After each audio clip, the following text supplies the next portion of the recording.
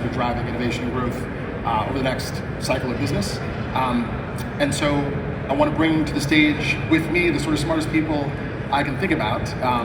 Myself, Ron J. Williams, I'm a partner at Co-Created.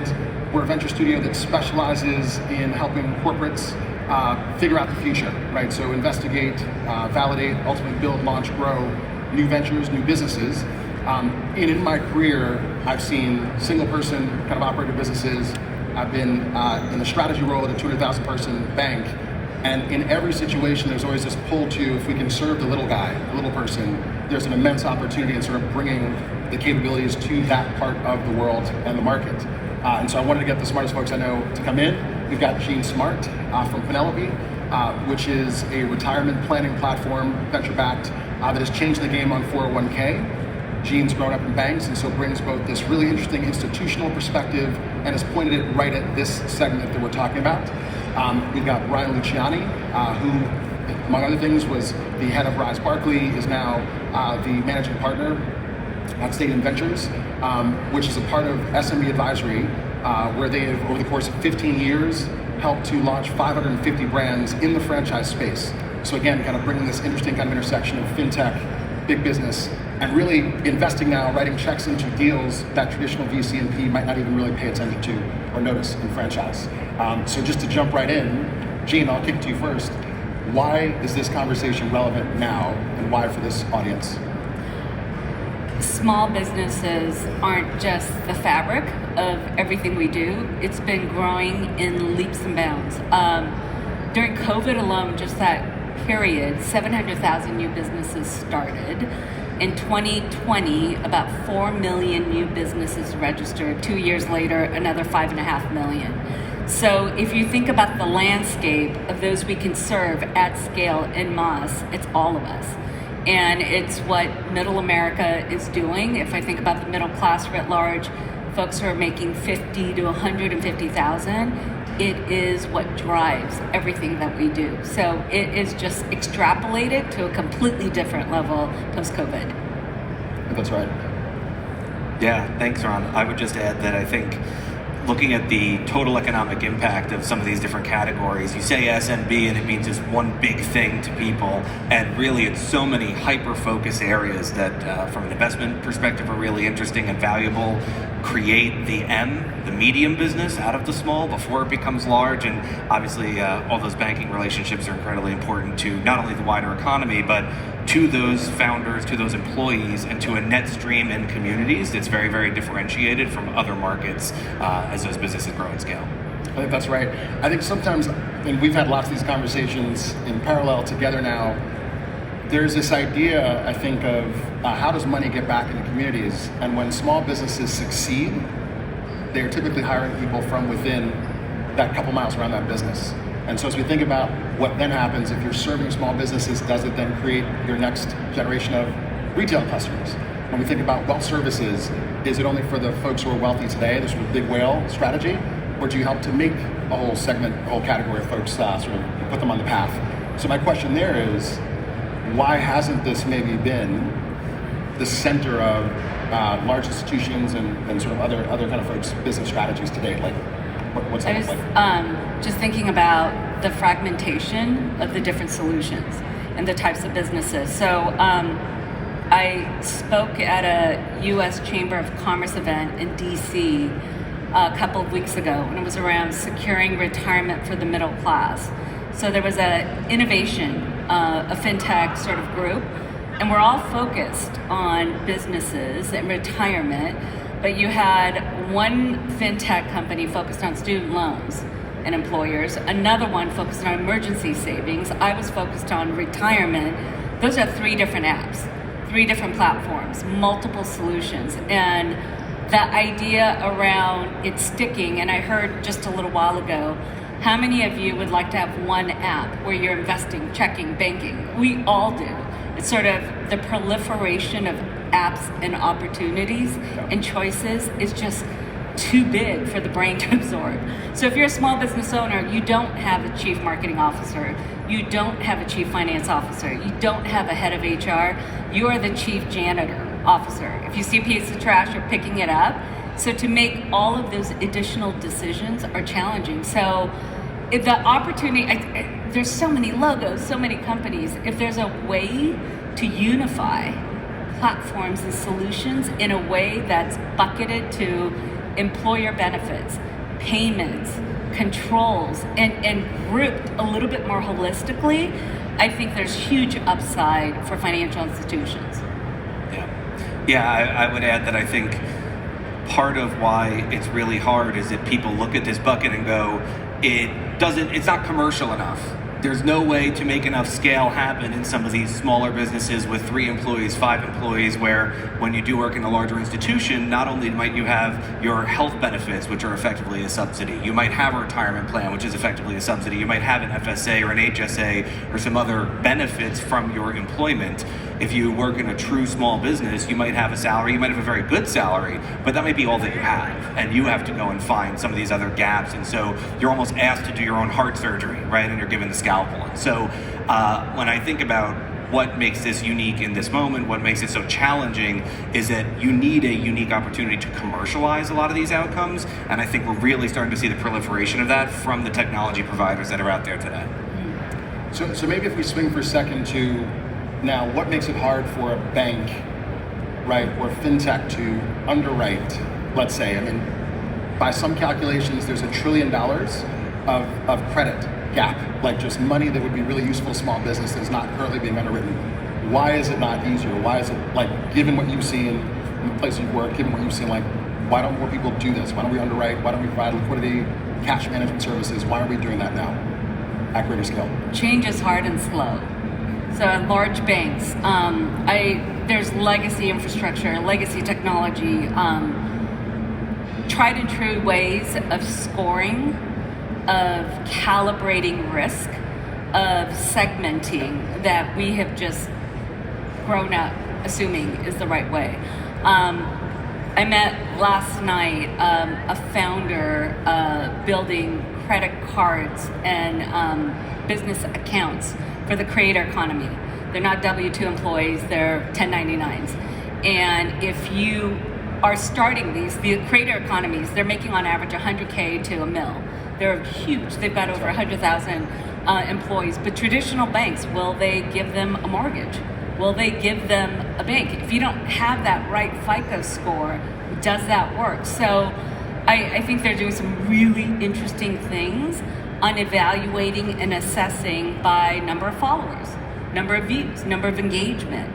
And they're looking at it in different ways. So hopefully large banks here are thinking about the same things. And I would say the same thing with small businesses.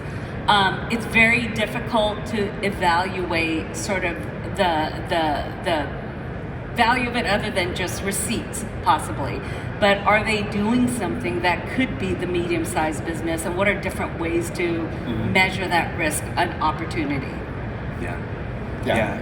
I just want to add, I think scaling relationships is incredibly hard, right? You talk about the big bank sort of way of underwriting, very mathematical, very focused. You might even be able to, if you're a small business person, go to a local lender, an alternative lender, a community bank, or a credit union, and your relationship will get you a little further maybe than having some of those conversations. But that being said, when we've helped over 550 brands start to franchise their business, well, I don't know that person just because they're going to be a part of the system now. I don't know what they're going to do to grow. I don't know that they're going to be a good operator. And so creating the scale around your key relationship is something that has been really hard to do from a qualitative perspective. Yeah. I think it's so when you and I first started talking about franchise space, I think I was struck by the fact that as a multiple time founder, when you're on the venture path, you're on the kind of the angel investing path, you're trying to create new products, new markets, new everything, convince people that they want to buy a thing, convince investors to invest in you. The franchising business, I think one of my favorite quotes that I'm going to chop up a little bit was, it is a training program masking as a business. You take a perfectly good business with a proven model, and then you can take anybody that is good or very good at execution, and they're in business, literally and sort of figuratively. As we shift maybe to like opportunities in the space, we're going to obviously come back and talk about facilitating and enabling technologies. But what do you see? Because I think you have a really interesting kind of view on how franchising itself as a business model bears out in the market. Like, what opportunities do you see to tackle this small business segment, given what you're seeing, the deals that you're investing in? Yeah, it's true. I think, look, everybody thinks food when they think of franchises and they think of brands across the country. There's over 100 different categories, there's over 4,000 different brands, and it's almost $1 trillion of economic value in the US alone, forgetting international data from the International Franchise Association, the trade group. So there is a plethora of data for you to be able to go out there and find that there is an equitable and accessible on-ramp to entrepreneurship that is not creating, not fundraising, not doing a lot of things that are really, really hard if that's not what you're naturally maybe driven to do or is core to what you want a business to be when you grow up and you're running that business, right? So I think that when we look at the category and we think about these different segments, things around home services, things around human services, what I would call the care economy, pet care, senior care, child care, really exceptional businesses that are then, if you think about this downstream effect for truly SMB categories in truly small towns across America, it is really driven by someone who opens a daycare and provides a service and hires 20 people and runs their own payroll and uses all the platforms that you all represent out there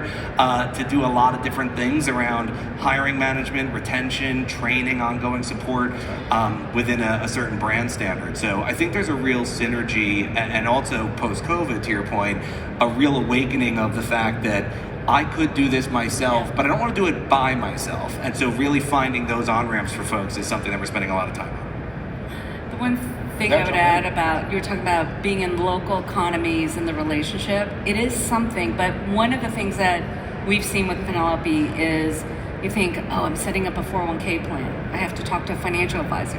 I need to understand the investments. I need small business owners, you're 2-5 people, do it for me.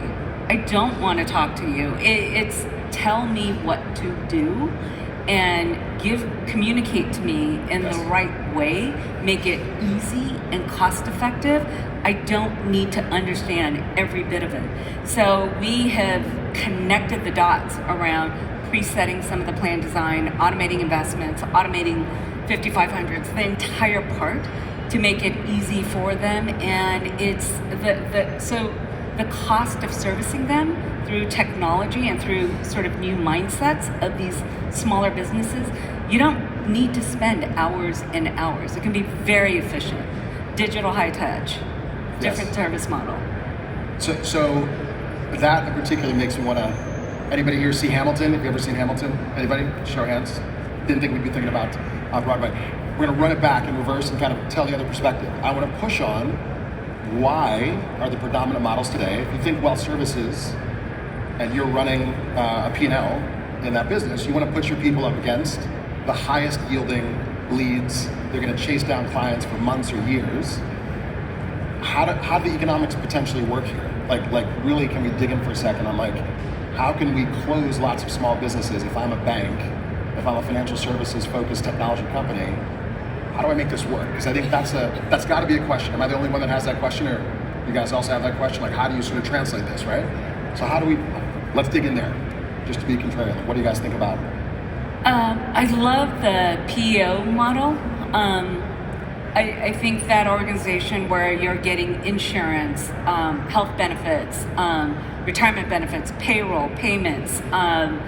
There's a cost to that, but that one call, I often wonder, can banks do that? So you're bundling a small business checking, credit card, retirement plan, insurance. How do you bundle and reward them in a way so they can check the box? Small business in a box. I've got every operational component that I need. Sometimes when I go to the bank's websites, we've got merchants, point of sale, everything's fragmented to the org chart of the organization and the different P&Ls. Is there a way to bundle it? Because there are 34 million businesses today and 99.8% have under 50 employees. 24 million are sole props.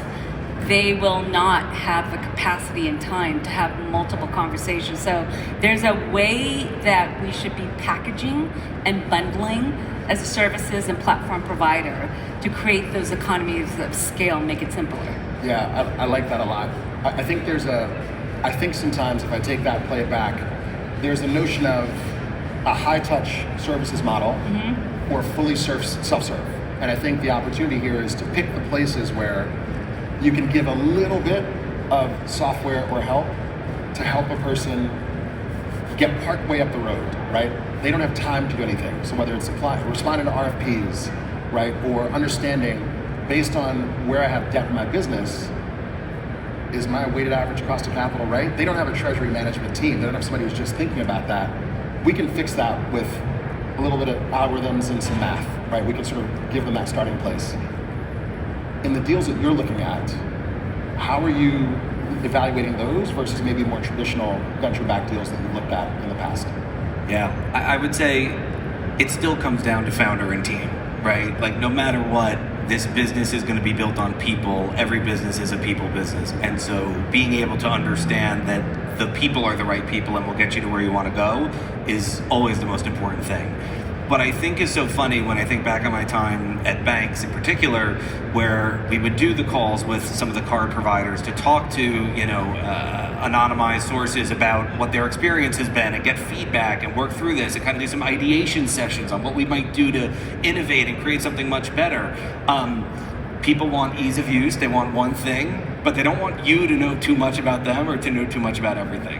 And so I've seen that a lot in the due diligence processes that we run, where it's not to say that folks are apprehensive, it's not to say that there's anything to hide from the business community, it's that as part of the natural process of doing this business, I'm asking you 20 times for the same thing because you either didn't give it to me or you were missing a data point or I lost it, and I'll admit that. So I think that the functional way of getting through these cycles when we're looking at a lot of these things, the layer that I bring to it now is to say what technology enablement is going to really take this thing as it scales from 1 unit to 10 units to 100 units to 500 units into the next level of the business growth to make the operator's life in that local community who is a franchisee as easy as possible.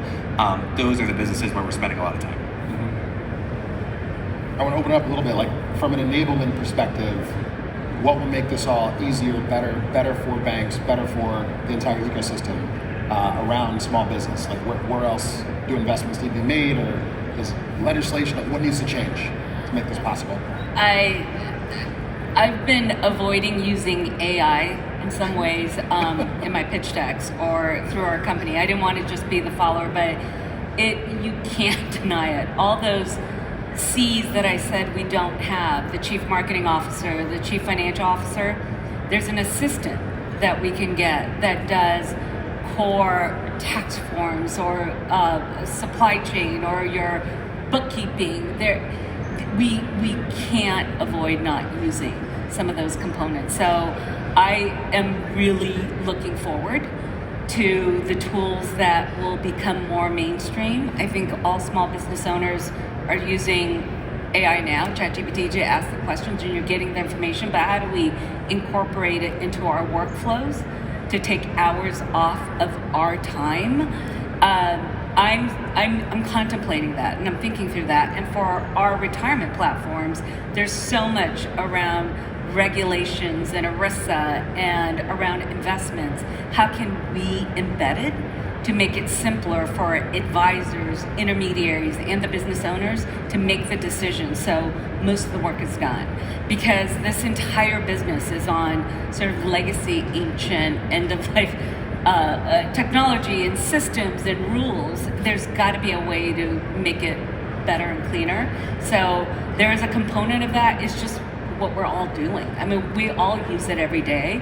I'm trying to figure out ways, how can we actually incorporate it to save hours, money, and costs?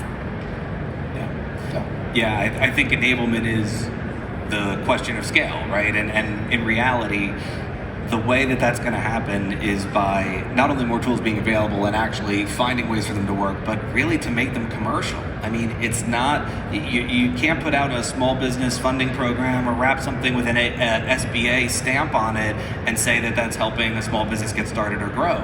There needs to be some real tangible way, but there should be a commercial opportunity behind that. I completely understand the other side of the trade, right? And I think that sometimes we get lost in that, where it's just a nice thing to do or it's just a right thing to do. But in reality, there's a commercial business case for a lot of these platforms, and by platforms I mean companies as they grow, not technology, to be able to grow through these technology enablements and a lot of the other things that, as they find that scale and as they use these different tools, create P&L items. They fall to the bottom line. There's dollars that are valuable to that business founder. It's time back in their life. It's another hire to help do something else. They don't just need to run the business, they need to focus on their business. If you're in the HVAC category, you better be constantly innovating around that category. Maybe you're not as focused on innovations in CFO management, but there's a tool to help you, right? And bridging those two things together is going to be something in the next 3 to 5 years that I think is really, really important to a lot of these businesses. Yeah, and I think we want to open it up for questions, but I think I'll say quickly, just kind of pulling from this conversation, from you guys, from our conversations over the past many weeks, there's almost like a, skating to where the puck is kind of phenomenon that needs to sort of happen. It is much easier from a pattern matching perspective. I think Simon Taylor was like, risk is about data, right? So part of what I think we were talking about before, Gene, is it's hard to price a small business when their data is not ETL'd, it's not super cleaned up and easy to assess, when you don't have prior models for how to understand, are their receivables aging, do they get paid? Like, that's hard to do, except that's getting easier now, so the data's getting better. And I think we've also got an outdated perspective on, possibly, how sticky larger, wealthy client, larger institutionals are. Like, switching cost is high, but it's not that high. So this is the segment that is underserved, which means if you do serve them well, they're going to grow into being, what was that? You told me about a franchise that has, it's like $8 million of revenue, and they make... It's about 2.5 fall into the bottom line.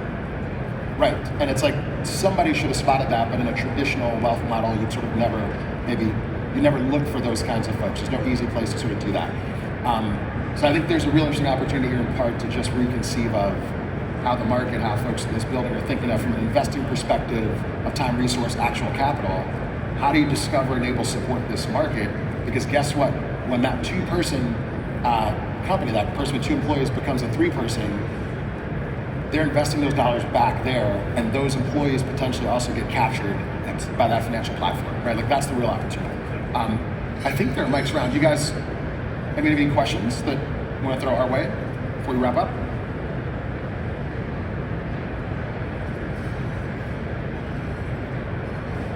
Keep going. We're open to you guys picking fights here. Please push. Yeah. Big idea. Let's have some questions. We got any questions? We got a question. There we go. Thank you. $20 to you. Exactly. How do you think about small businesses that want to grow, but at some point in time in the future, they decide that this is good enough?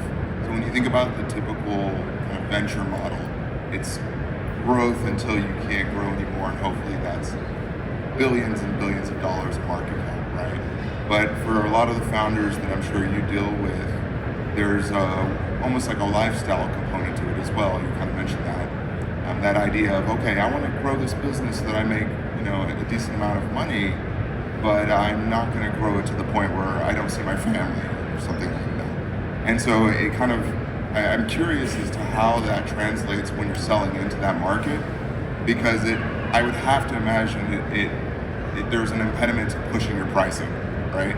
Yeah. And so I'm just curious how you think about that, and specifically for Eugene. I mean, I'm sure you're thinking about, like, how do you not only acquire the customer but also continue to grow with that customer, and how do you perhaps push pricing as you continue to try to monetize? Did you guys all hear the question? Just want to make sure you guys okay? Perfect. Want to jump in? So how do I think about growth and balancing how big to be with my family, work, all of those components?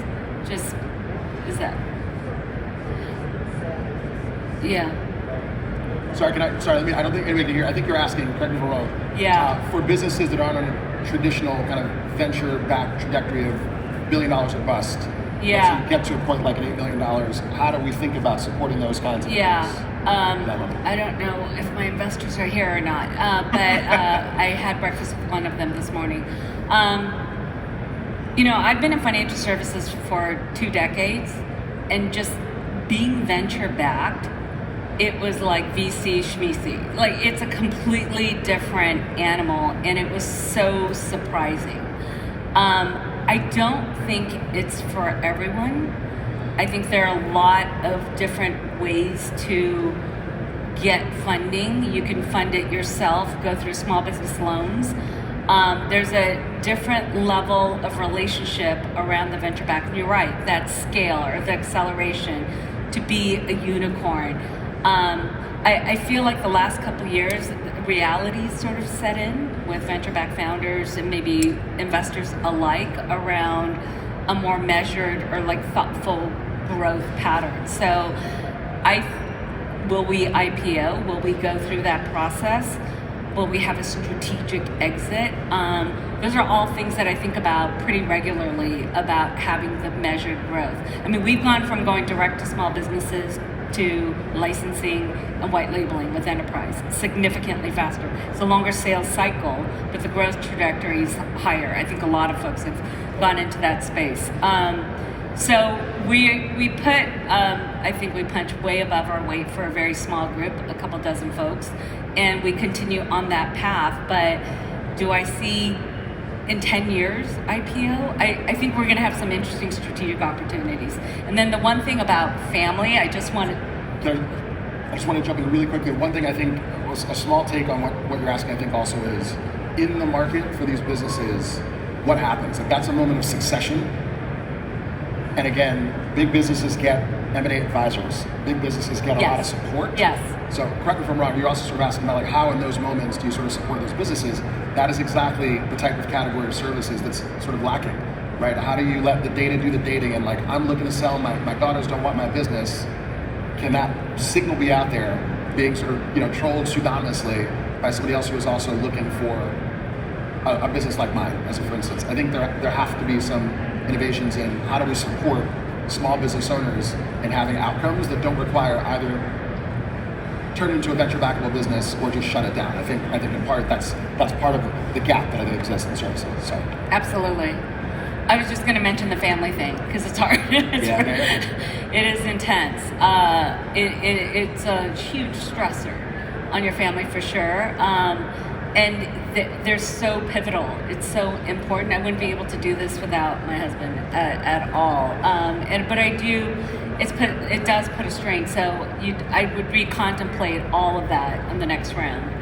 Yeah. Yeah, look, I'll just add that there's a whole separate talk to be had about small business secondaries and creating liquid markets for these business owners who get to a really nice number of dollars that from a cash flow perspective they're good with, but they want to take some chips off the table, and they finally have a retirement plan for their 12 employees. They don't want to take it to 200 employees. Maybe they franchise it so they don't need employees, but they continue to operate in some growth sort of way.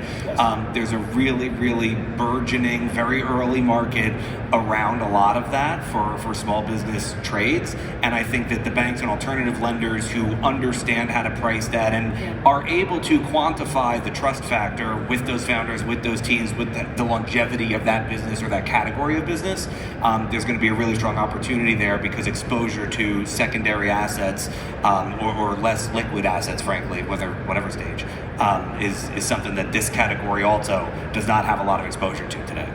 Yeah, I think as we sort of round out, I'll say one quick takeaway for me is still related to your question is we can't let the sort of limited partner driven sort of venture capital model define how we think about business writ large.